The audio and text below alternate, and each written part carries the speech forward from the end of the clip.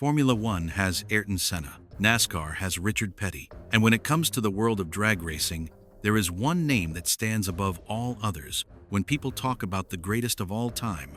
That name is Don Big Daddy Garlits. And this is the story of a man who did not just race dragsters, he invented modern drag racing itself. Garlits was an American phenomenon who won 144 national events and clinched 17 world championships across 3 major sanctioning bodies. And even though he has long since retired, Garlits' name is far from forgotten. His impact on the sport is undeniable, his legacy exceptional. Donald Glenn Garlits, who would grow up to be the godfather of drag racing, never imagined such a future when he was a boy growing up poor in Tampa, Florida.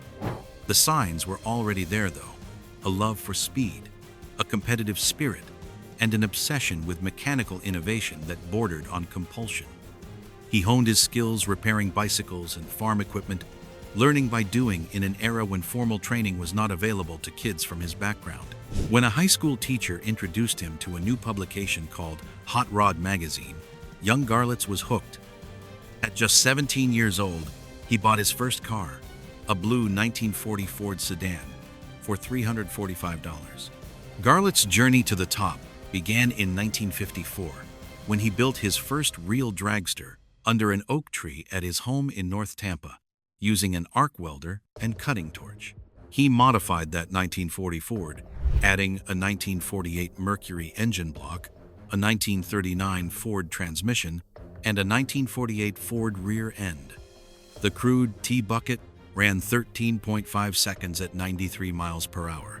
Modest numbers for the time, but enough to win his first NHRA race at Lake City, Florida, with a 12.1 second pass at 108 miles per hour.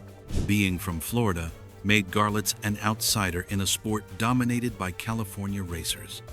He was sometimes called the Floridian, before permanently adopting the nickname Swamp Rat, a derisive term that Michigan racer Serap Seto-Postoyan used in a drag news ad to mock the hardscrabble Florida upstart. Garlits embraced the insult, christening all 34 of his self-built cars Swamp Rat editions.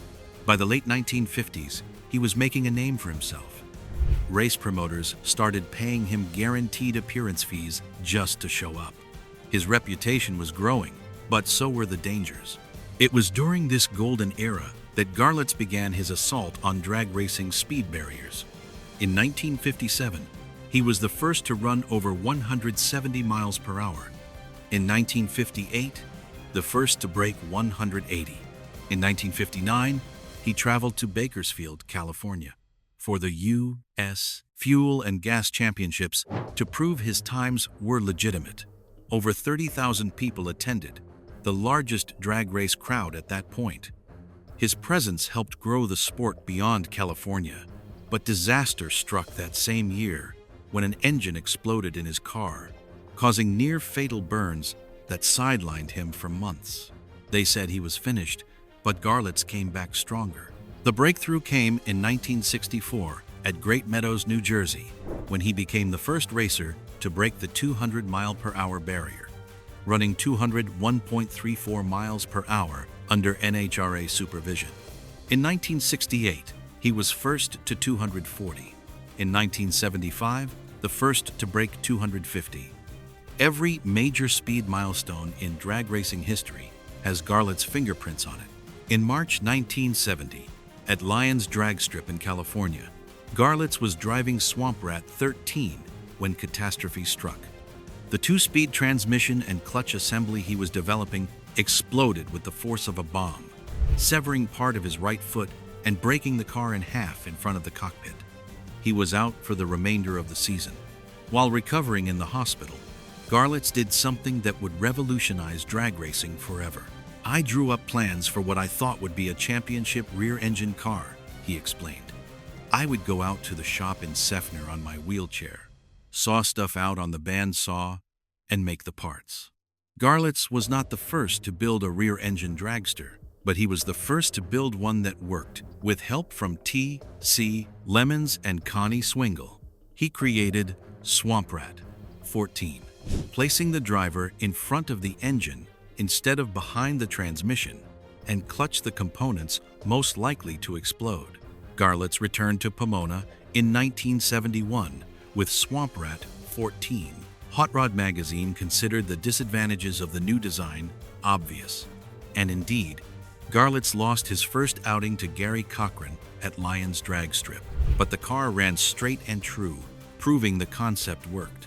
2 weeks later at the Winter Nationals, Garlits won the event, silencing critics who said rear-engine cars would never be competitive. He followed with a victory at Bakersfield's March meet, and suddenly the revolution was complete. A change so momentous had not happened since Mickey Thompson moved the seat behind the rear axle in 1954. Within 2 years, every competitive top-fuel car followed Garlits' rear-engine blueprint. This single innovation transformed drag racing safety. The design put drivers in front of dangerous components, allowing them to activate safety equipment during catastrophic failures. Combined with Garlits' promotion of full-body fire-resistant Nomex driving suits, these changes saved countless lives over the following decades. Garlits won his first NHRA Top Fuel Championship in 1975 at age 43.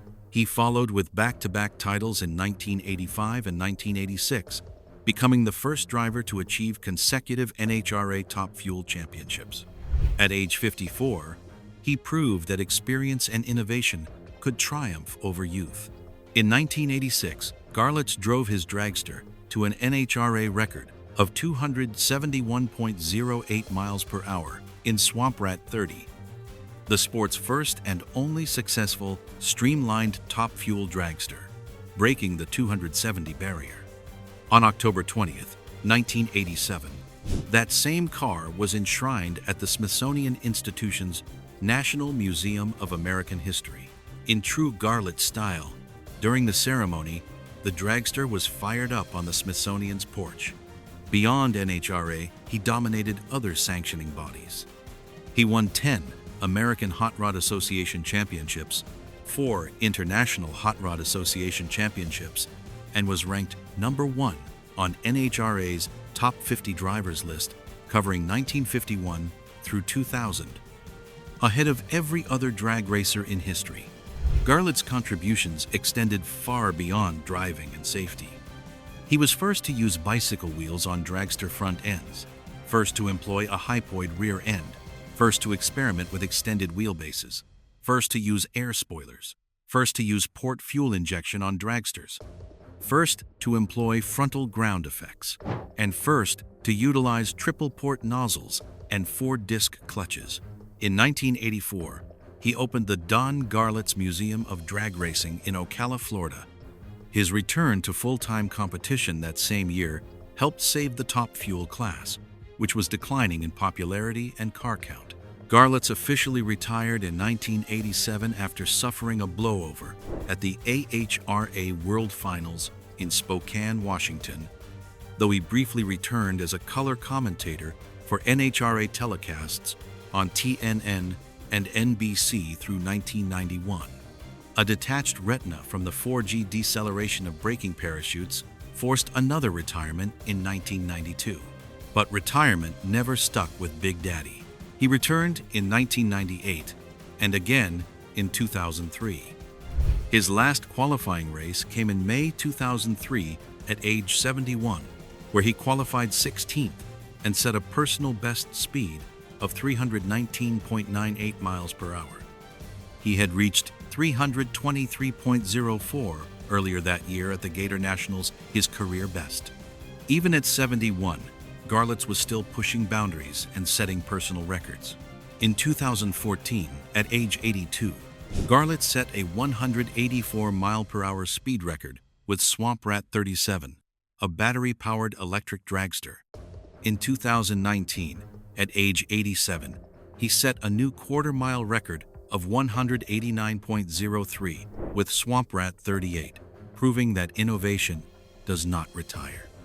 The man who broke the 200 mile per hour barrier with nitromethane was now chasing 200 with batteries. Garlits' impact on drag racing goes way beyond the numbers. His 144 national event wins, 17 championships, and countless speed records tell only part of the story. He fundamentally changed how dragsters were designed, how drivers were protected, and how the sport evolved over 5 decades. The innovations he pioneered, rear-engine layouts, fire-resistant suits, extended wheelbases, aerodynamic bodywork, are now standard in drag racing. At 93 years old, Big Daddy still operates his museum in Ocala, meeting fans and sharing stories from his remarkable career. The man was born for the world of speed, and it is impossible to imagine drag racing without him. What other racing legends completely transformed their sport? Let us know in the comments, and check out our other videos about the innovators who dared to change everything.